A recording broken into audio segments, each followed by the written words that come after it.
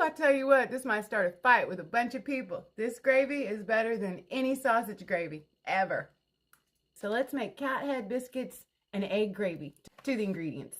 For your cat head biscuits, you need 2 cups of self-rising flour, 1.5 cups of heavy whipping cream, and 1 stick of unsalted butter that's been melted.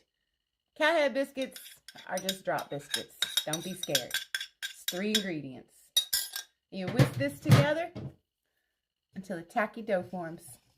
Spray, grease, or line a baking sheet with some parchment paper and then take an ice cream scooper, fill it up with your dough, and you just drop to the tray, like 2 inches apart. Do that till all your dough is gone. Now you're going to bake them at 450 degrees Fahrenheit for 16 to 18 minutes or until they're golden brown.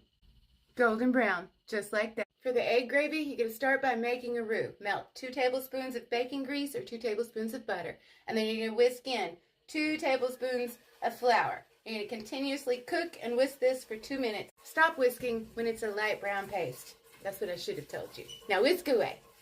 Gradually add in 2 cups of milk, whisking as you go to avoid the lumps. And then you're going to continue to mix and whisk and cook this for 3 to 4 minutes or until the gravy starts to thicken.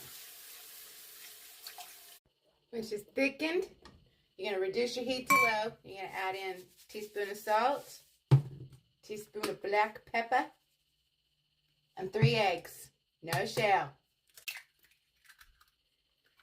Then you take your whisk and you gently stir your eggs and they will scramble within the gravy. It's going to take like 3, 4, maybe 5 minutes. Just continuously whisk, break your eggs, and get them incorporated in your gravy. Just like that. Let's eat.